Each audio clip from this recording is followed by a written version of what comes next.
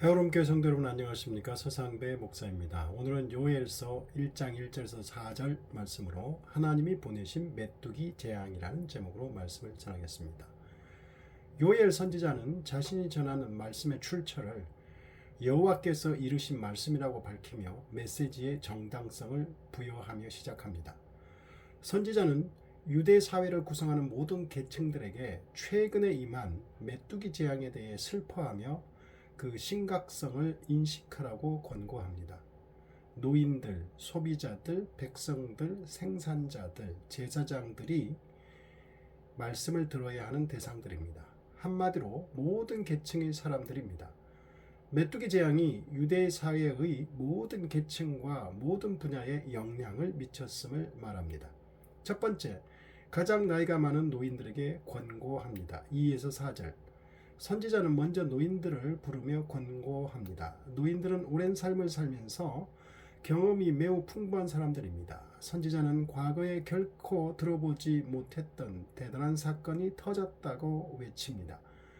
노인들을 부르면서 메뚜기 재앙이 선조 때부터 전무후무한 사건임을 강조합니다.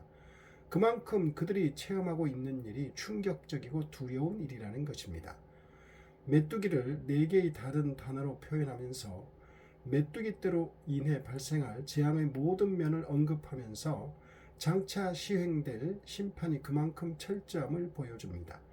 두 번째, 소비자들에게 권고합니다. 5에서 7절. 메뚜기떼가 가나안 땅을 휩쓸었으니 곡식과 풀뿐 아니라 과일나무 잎까지 깡그리 사라져 버렸습니다. 그러므로 그해 농사뿐 아니라 과일 수확에 대한 기대도 버려야 했습니다. 그렇기 때문에 추수 때가 되면 새로운 곡식과 과일을 기대하던 소비자들에게 이보다 더 나쁜 소식은 없었을 것입니다. 포도원도 완전히 파괴되어 포도주도 구할 수 없게 되어 슬퍼할 수밖에 없는 것입니다. 풍요로운 포도주가 하나님의 축복의 상징인 것처럼 포도주가 없음은 하나님의 심판인 것입니다. 메뚜기 떼는 먹이에 대한 집념이 강한 사자들처럼 다른 짐승들에게 먹을 것을 전혀 남기지 않고 완전히 유다의 들판을 먹어치웠습니다. 메뚜기 떼는 포도원뿐만 아니라 무화과 나무들도 망쳐 놓았습니다. 나무 껍질까지 다 벗겨 놓음으로 수년 동안 수확을 할 수 없게 되었습니다. 무화과와 포도는 이스라엘 경제의 중요한 부분을 차지하고 있었으므로 백성들의 삶이 경제적으로 매우 궁핍해졌습니다. 세 번째, 모든 백성들에게 권고합니다. 8에서 10절. 선지자가 이제는 온 백성들에게 슬퍼하라고 선언합니다. 약혼자를 잃은 처녀처럼 슬퍼하라고 합니다. 미처 결혼하지도 못한 상태에서 남편을 잃었다는 것은 그만큼 애절한 슬픔을 더해줍니다. 그리고 메뚜기 재앙은 전혀 예측하지 못한 때에 벌어져 황당하고 당혹스러움을 이렇게 표현합니다.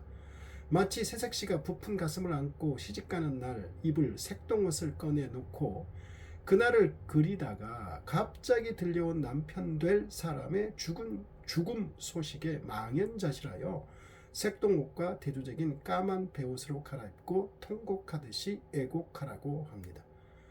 메뚜기떼의 폐해는 너무도 심각해 매일 제사를 드릴 제물도 끊어지게 했습니다. 제사장들의 생활도 매우 궁핍해졌습니다. 이는 하나님과의 교제가 끊어짐을 상징합니다. 네 번째, 생산자들에게 권고합니다. 11에서 12절.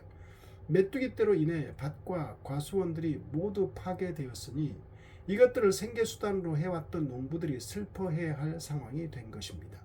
하나님의 백성들이 마땅히 누려야 할 삶의 기쁨이 완전히 상실하게 되었습니다. 다섯 번째, 제사장들에게 권고합니다. 10에서 14절, 13에서 14절. 선지자는 유대 사회에서 하나님을 가장 가까이서 섬기는 제사장들에게 말씀을 선포합니다. 메뚜기 떼의 문제는 종교적인 문제이기도 함을 시사합니다. 그는 제사장들에게 가장 슬픈 일을 당한 사람들의 모습으로 하나님 앞에서 통곡하라고 3차례나 권고합니다.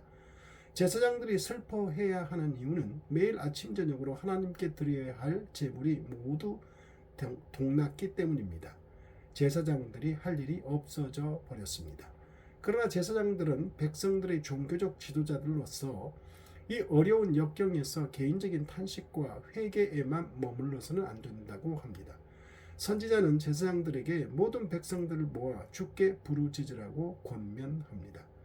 여섯 번째, 메뚜기 재앙은 단순한 자연재해가 아니라 여호와의 날에 대한 경고라고 합니다.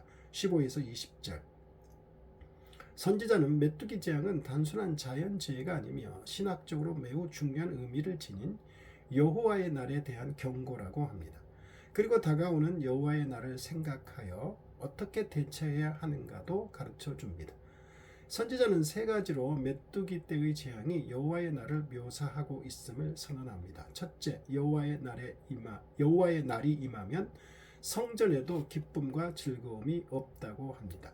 성전에서도 드릴 제물이 끊어지니 당연합니다. 여호와의 날에 참담함을 보여줍니다. 둘째, 여호와의 날이 임하면 사람들의 곤핍함이 극에 달하게 됩니다. 심한 기근으로 곡물의 씨가 땅속에서 썩어질 것이고 창고가 비고 곡간이 무너질 것이라고 합니다. 셋째, 여호와의 날이 임하면 가축들도 당혹해 한다고 합니다. 가축들이 먹을 풀이 없어져 울부짖으며 괴로워한다고 합니다. 이와 같이 여호와의 날은 세상의 모든 자연 만물과 사람들에게 혹독한 고통을 가져오는 날입니다. 유대 사회가 겪고 있는 메뚜기 때의 재앙은 미래의 이 세상에 임할 여호와의 날이 어떠할까를 보여주는 자연재해입니다. 자연재해도 때로는 이렇게 신앙적인 의미로 해석하고 있습니다. 이러한 신학적 의미가 있는 자연재해에 대해 어떻게 대처해야 하는가에 대해 선지자는 하나님께 부르짖어야 한다고 외칩니다. 우리를 괴롭게 하는 재앙이 바로 세상을 다스리시는 여호와께로부터 온 것이라면 문제 해결책은 그분께 매달리는 것뿐이라고 합니다. 울부짖음으로 하나님의 자비를 구하는 길밖에 없다는 것입니다. 기도하겠습니다. 하나님 아버지, 우리가 감당하지 못할 심각한 어려움을 겪게 되었을 때 그것이 하나님의 뜻 안에 있음을 기억하고 하나님께 부르짖고 회개하게 하여 주시옵소서. 깨닫는 자에게 살 길이 있음을 알게 하시고 회개하는 자에게 은혜가 있고 구원의 길이 있음을 믿게 하여 주옵소서. 예수님 이름으로 기도드립니다.